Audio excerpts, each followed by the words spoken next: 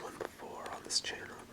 What they're designed to do is be two separate decks, ready-to-play decks, that are about equal to one another. So a couple of players can buy these and know that the decks are pretty evenly matched. That's one issue you can run into a lot when playing the game for fun. The game can be a little unbalanced if one person has been playing the game longer, if they've just put more money into a deck. So this can be a fun way to kind of get balanced games in there. I've been playing Magic the Gathering lately, just in a pretty casual setting. I haven't been doing too many tournaments, so I figured it'd be good to have these on hand, because I've been running into a lot of new players that either don't have their own decks or they don't have very good ones built up yet. So I thought it'd be nice to get a dual deck set to actually use as dual decks. Normally when I buy these, I immediately disassemble the deck and try to make it better, or I'll take out my favorite pieces and put them in different decks. But these ones, I got these for the intention of sleeving them and just leaving them exactly as they are, so that I can break them out whenever I'm playing against a new player. It'd be a better way to learn the game than to just get beaten by a better deck. I also got a couple of these. These aren't the colors that I would have preferred, but they were on sale. They're really cheap, and I also liked that they come with 60 sleeves. Because Magic the Gathering, you have to have 60 cards in your deck, and it's upsetting to me how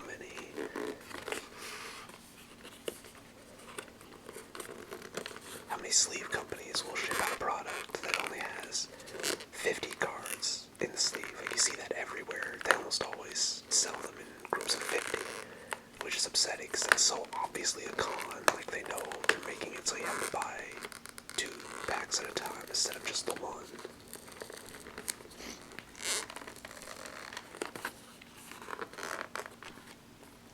Try not to be too loud here.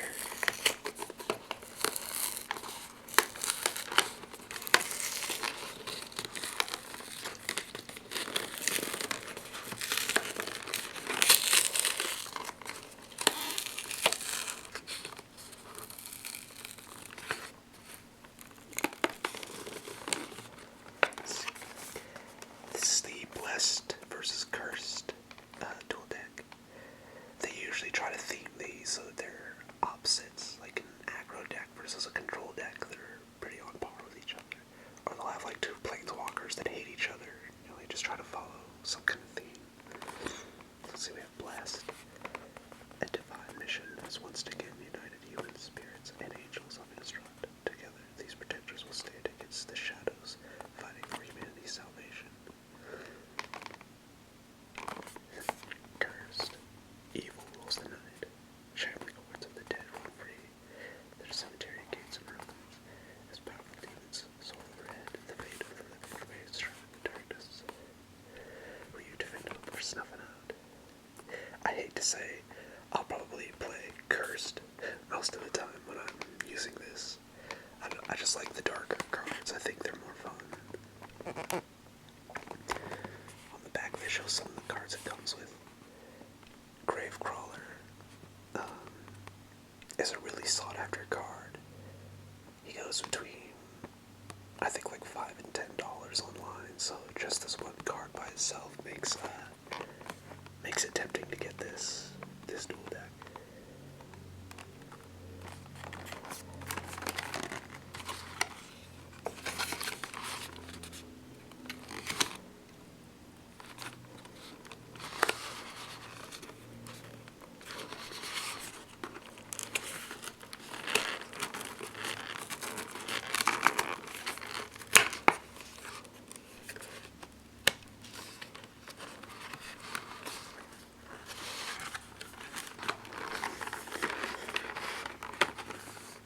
Comes with a pair of dice.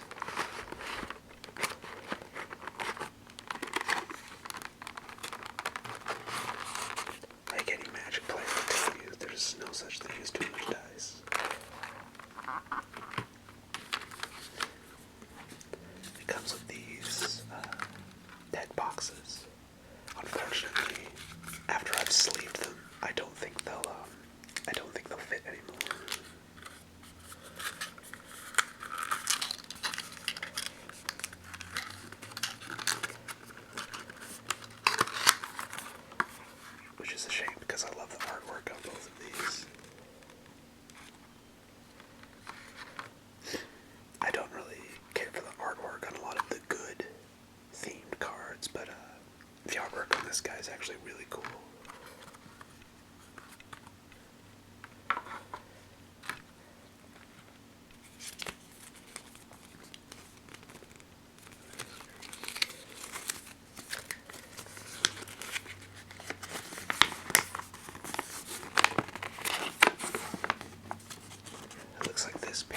comes with a list of all the cards. Kind of explains the themes of both of the decks.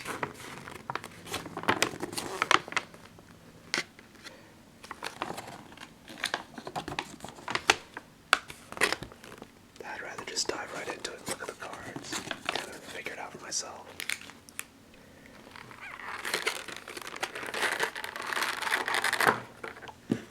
This is a rule pamphlet.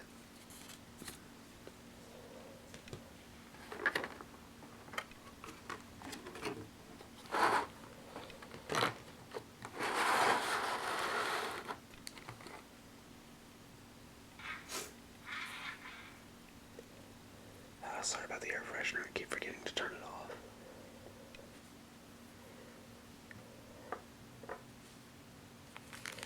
I figure I'll go through these one at a time and sleeve them as I go along.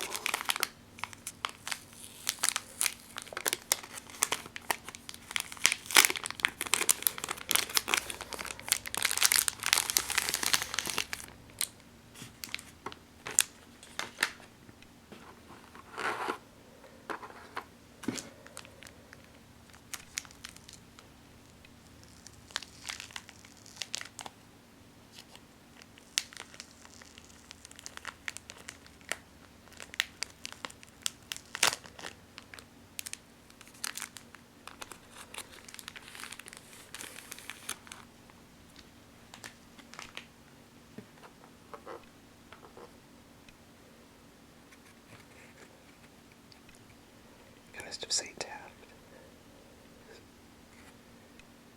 Whenever Geist of Saint Taft attacks, put a 4/4 white angel creature token with flying onto the battlefield, tapped and attacking, exile that token at the end of combat. It'll be cool if they actually gave us the token, so I guess we'll see as we go through if it gave us the token or not. The hexproof is pretty cool, but it still seems like he's fairly easy to block. Maybe the deck will have some more protection cards that'll make him harder to kill. There we go. Well, this is embarrassing. These don't even fit. No wonder these were on sale. I guess that's what I meant by small. Yeah, right there in front of me. Well, I would just start over, but I can't really do that with an unboxing video, so guess we'll just go from here.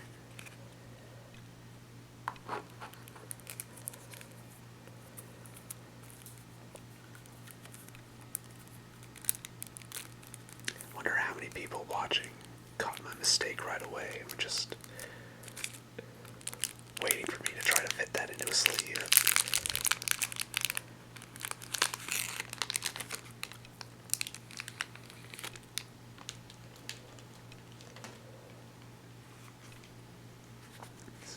Here's another rare right away. That's one of the things that makes these really worth the value, is they have like so many rares in them. A lot of the starter decks don't come with a lot of rares. They usually just have 2 rares in them. The only drawback being that these aren't standard legal. They have a lot of older cards in them too, but still they're just a lot more competitive right from the get-go than most starter decks. So let's see what we have here. Champion of the Parish. Whenever another human enters the battlefield under your control, play +++ counter champion of the Parish. So that's pretty good for 1 drop. And the Departed. So it's going to be a lot of counter production for this one.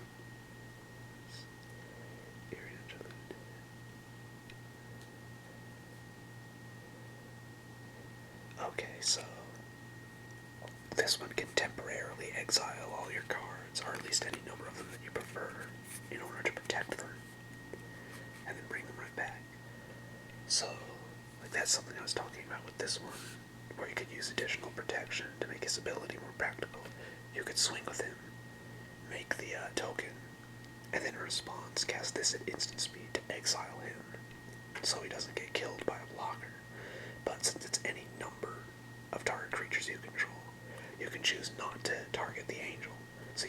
safely out of the way, but keep the angel in play to swing with it.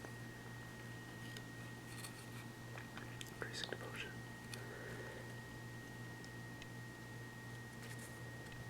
Get 5 humans for 5 mana, or for 9 mana you can get 10 once you cast it from the graveyard. That's pretty good. So see, we're already up to 1, 2, 3, 4, 5 rares and 1 mystic. These starter decks, these dual decks, usually with Captain of the Mists, or another human interest about attack Captain of the Mists, tap or attack target permanent. So this deck seems to be built around getting a lot of creatures into play and then building them up. Oh, there I go, dropping stuff.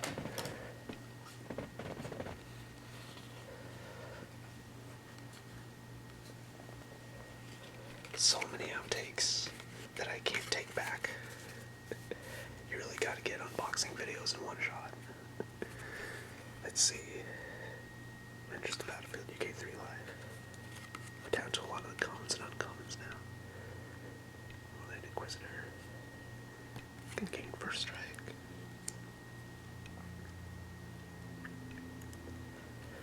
So this is, yeah, another one that could combo off him. I was thinking that they would put cards in the deck that could combo off him to make it more practical. You can use this to exile him temporarily and then bring him right back. So just the same trick as before. See, Duel Traveler. It does put a spirit into play. Doppelgeist. 1/1 flyer. Another Doppelgeist. Does some tapping shenanigans.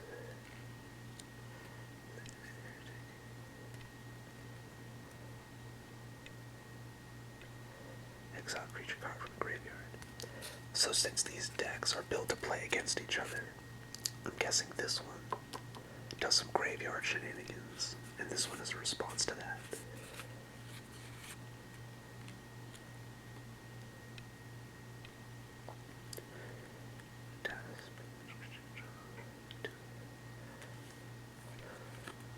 Building up the humans, getting them stronger.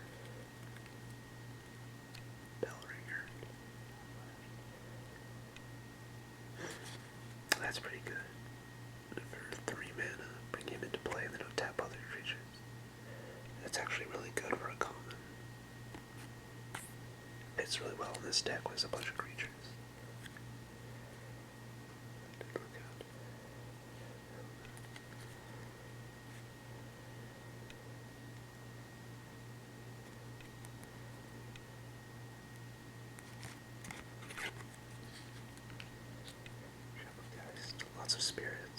Lots of spirits and humans. Oh, it's some angels.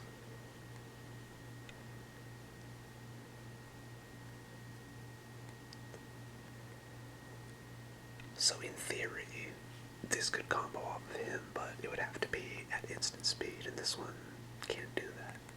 But it's just an extra bit of protection for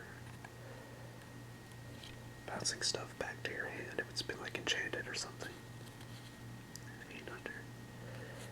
I've run this guy in decks before, he's really good.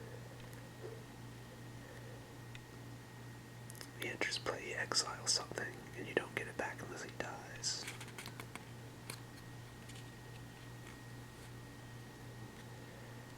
Slayer Wicked.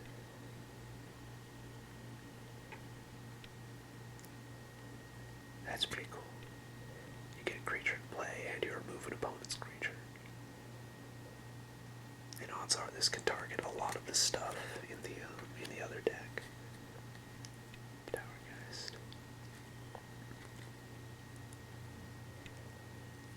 Cool.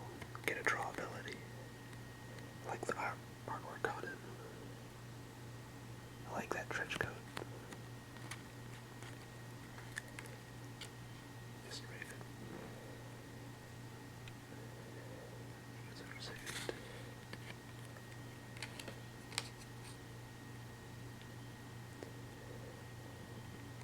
Gives This creature's vigilance. Vanguard. It's just battle control card.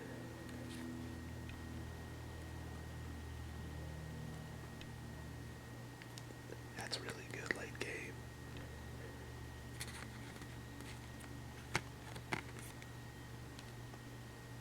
Fits really well on this deck.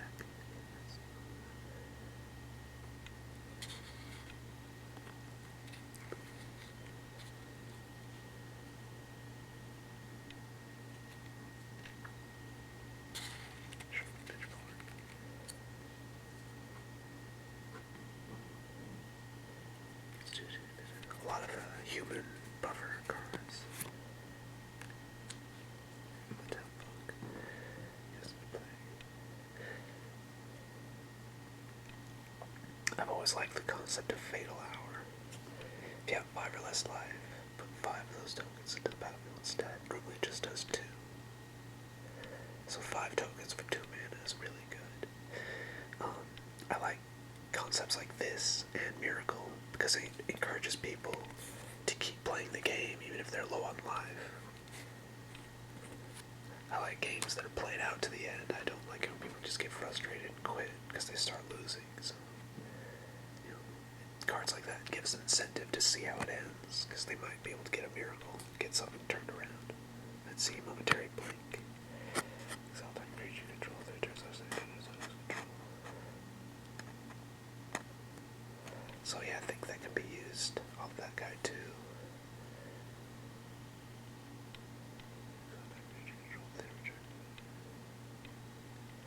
Let's see. So it doesn't specify when he comes back, it just says it does it right away. So I'm guessing you wait until a blocker has been declared and then cast this, and it'll come back outside of the combat zone.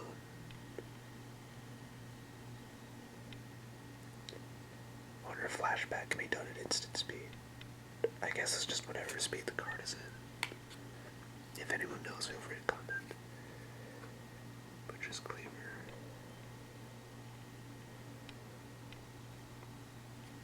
Another human buffer. Destroy target attacking creature. Couple of those. That's good. Decks are always better if they have a little bit of removal in them. Pull over the pages. Draw ability. Another must have. Life gaining. More life gain. And dual colored lands. I like it when they give the multicolor starting decks actual dual colored cards. Makes it so much more practical. Lots and lots of planes. Lots and lots of islands. There we go. Like I was saying at the beginning of the video, I really hope they actually give you the tokens, and they do. So awesome.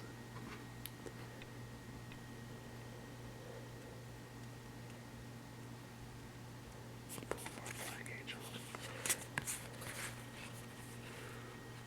Some unique tokens. Alright. Deck's pretty interesting. Like I said, I'll probably play the cursed one more often, but if I'm playing against someone who wants to change it up, that deck is interesting enough that I wouldn't mind playing it instead from time to time. Let's see, here's our first card in the other deck. Mind Rack Demon.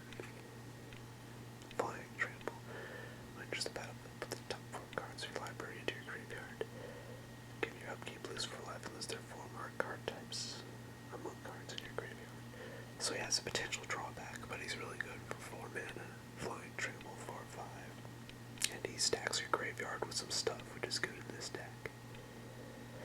Black runs a lot of cards like this, where it's a really good card, but it comes at some kind of additional cost, some kind of additional risk.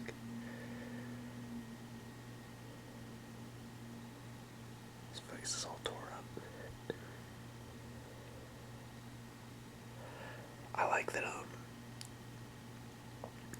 the foil is specific to certain parts of him. Like, it looks like he's got like some armor on, like some arm bracers. And changes color for like that specifically. So that's pretty cool. Alright, let's move on to some of the other stuff I got there. I recognize this guy instantly, he's really good.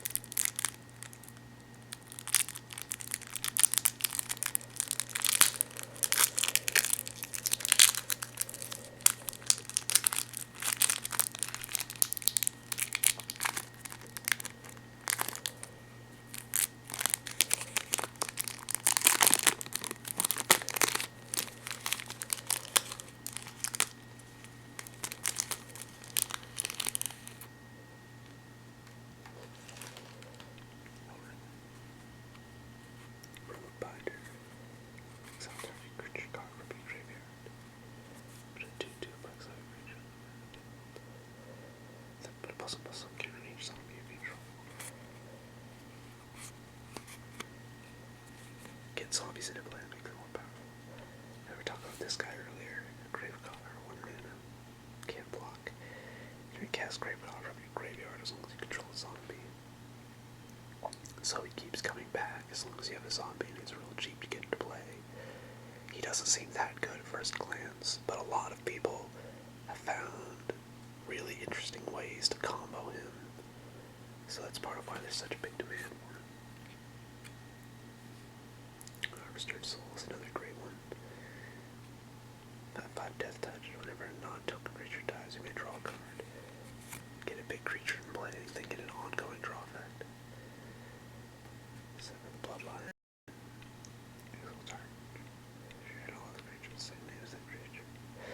Okay, yeah, so each of the 2 decks has like been given ways to counteract the other. So this is a good answer to all the tokens that this one can get into play. I'm breathing hard. I recognize a lot of these evil cards more than I recognized the good cards. I don't know what that says about me. I've used this one before in the past. I love it. Enters the battlefield with a +1/+1 counter on it for each zombie you control and each zombie in your graveyard. If it will be dealt damage, prevent that damage and remove a +1/+1 counter from it.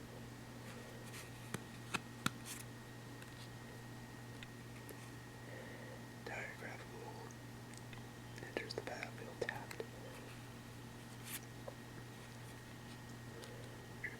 1/1 Undying. 2 of those. Screeching Scab, another one I've used before. You get a creature in play and you get to stack your graveyard a bit. When there's play, you mill the top 2 of your own library. 3 of them. Some very essential bread and butter to get the deck rolling. Tooth Collector. He's okay, he wouldn't have been my first choice for this deck. I think they should have made it a zombie to synergize a little better, but he can still be useful.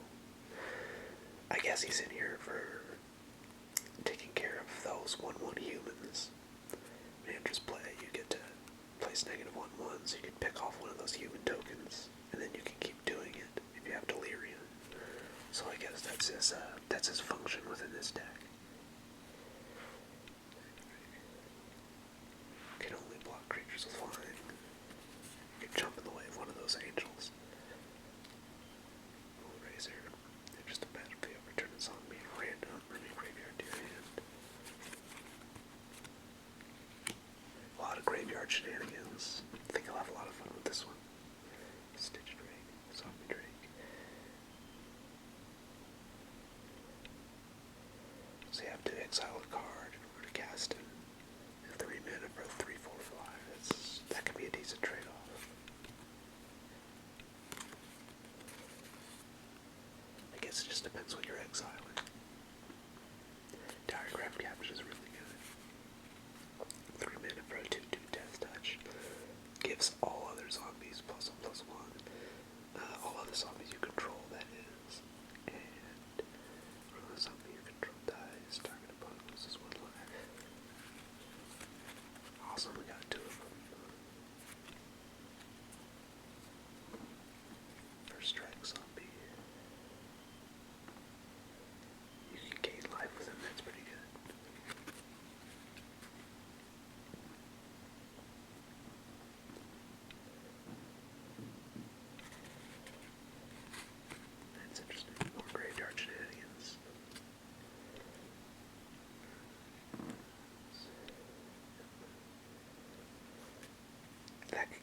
nasty.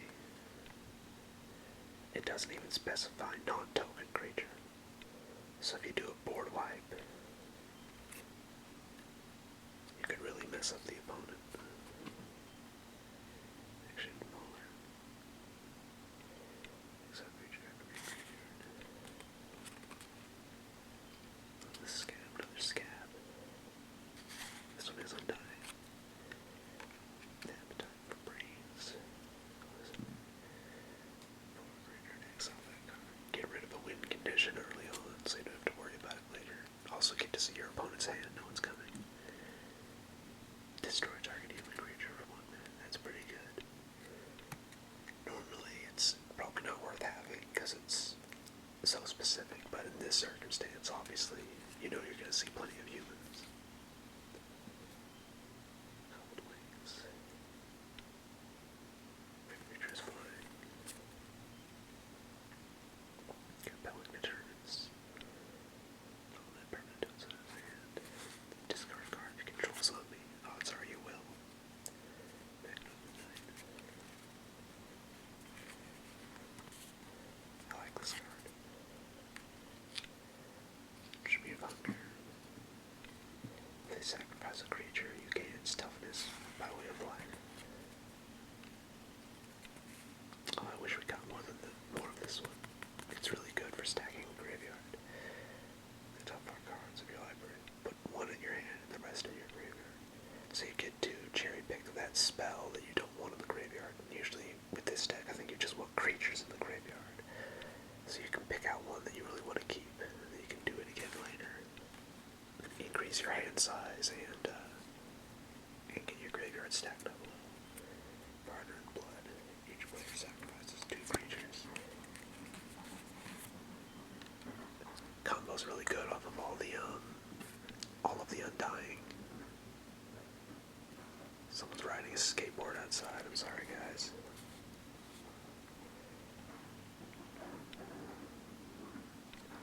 Let's see. Dread return. Check creature card from graveyard to the battlefield. Flashback. Sacrifice 3 creatures.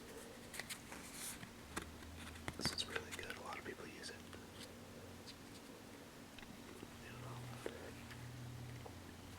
Oh, that's awesome. Some zombie production. We got 2 of them. And now we're done lands.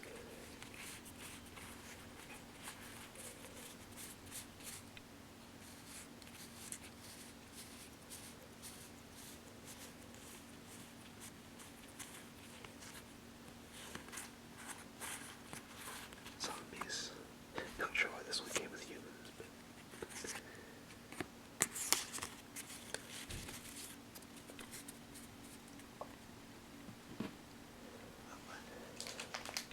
I guess now I just have to pick up some sleeves that'll actually fit. I guess these are made for Yu-Gi-Oh cards or something. Have a great night, guys.